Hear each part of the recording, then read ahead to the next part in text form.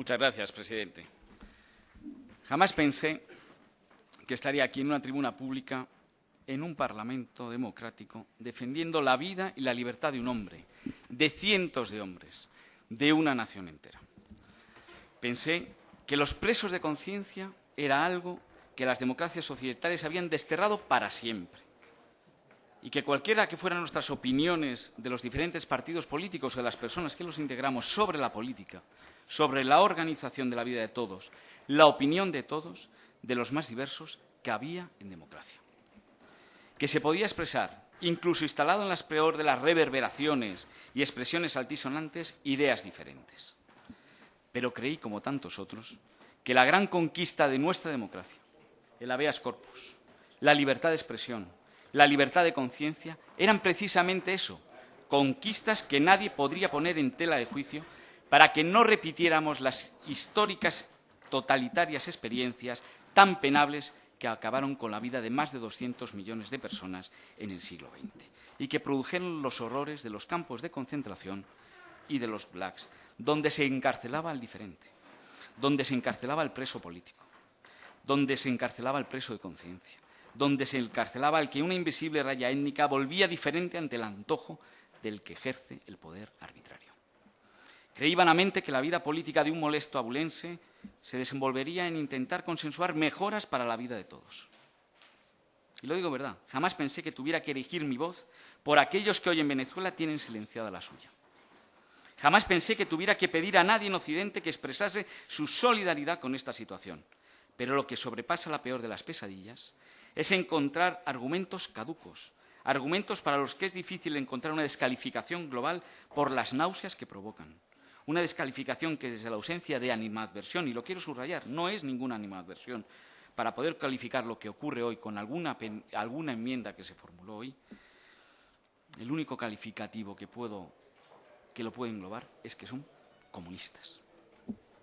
Por eso, con este estupor y con este gran consenso, que lo es de la mayoría de las fuerzas políticas, fiel reflejo de la sociedad española, apoyamos la ley de amnistía que ha promulgado la Asamblea Nacional de Venezuela y que ayer aprendimos que la infausta juez Gladys Gutiérrez, aquella a la que Diosdado Cabello llamó para que preparase la orden de detención de Leopoldo López en presencia del mismo, firmase la sentencia del Tribunal Superior de Justicia declarando inconstitucional la totalidad de la propia ley de amnistía, lo que ha provocado ya la denuncia y el pronunciamiento de la Oficina del Alto Representante de Naciones Unidas sobre los Derechos Humanos. Esa es una descalificación internacional. Por fortuna, los españoles, por fortuna o por desgracia, a los españoles no hay que decirles mucho de Venezuela, porque están informados sobre la deriva del régimen y que, en palabras del presidente Felipe González, están llevando a Venezuela a ser considerado un Estado fallido. Y en medio de esa deriva aparecen las declaraciones del presidente Maduro insultando al presidente Mariano Rajoy.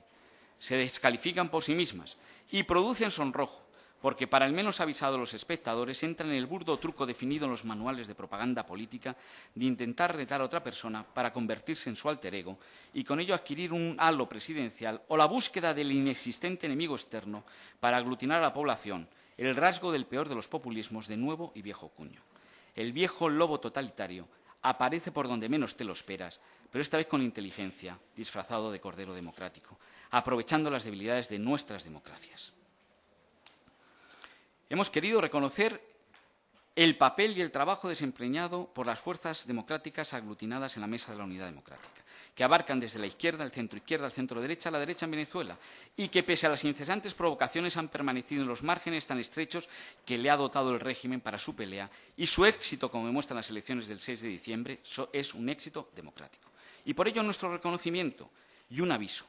El revocatorio presidencial se debe celebrar. La comunidad internacional debe estar atenta al que el Consejo Electoral Nacional no ponga obstáculos para que se celebre una consulta recogida en la Constitución y de la que tanto alardean propios y epígonos extranjeros, no valiendo subterfugios que adulteren aún más la vida política venezolana.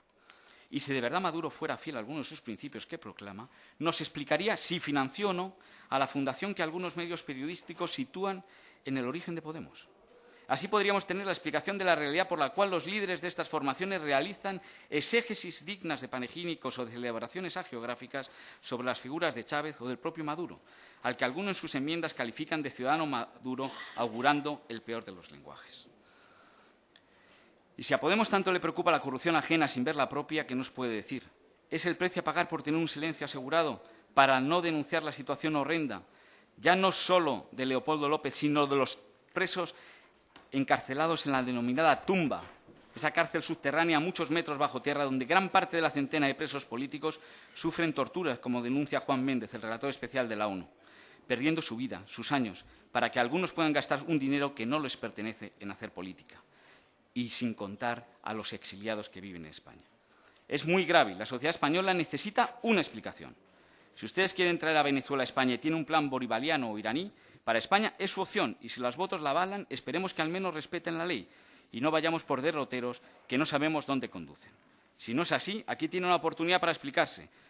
Les advertimos que la mentira no vale y que el debate desenmascara a los que traicionan a aquellos que pretenden servir. Esos presos políticos merecen que pronunciemos cada uno de sus nombres para que no los manchen, para que no se olviden. La libertad y la decencia no admite parcelación. Se defiende en Madrid y en Caracas, en Idomeni con los refugiados o en la persecución de minorías religiosas ante el Daesh.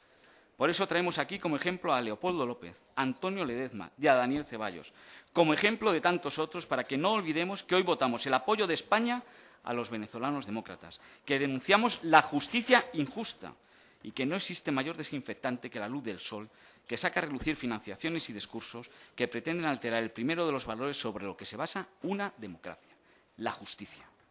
Por eso somos muchos los que firmaremos esta declaración y otros tantos los que prefieran alinearse en el fango de la historia. Pero avisamos a nuestros compatriotas de que la amenaza existe, es real, y algunos analistas que ya hablan de la Segunda Guerra Fría nos advierten que muchos países, viendo las debilidades democráticas, se financian opciones políticas que son favorables a sus intereses, sacrificando los intereses legítimos de sus sociedades. A todos nos toca, como a Pericles, en la antigua Grecia, estar atentos para defender nuestra democracia, que se defiende en todas partes, y pasar el testigo a las generaciones que vienen, avisándole que los enemigos de la libertad existen en toda época y adoptan los más fabulosos ropajes, cual el encantador Fristón del que nos avisaba Cervantes. Muchas gracias.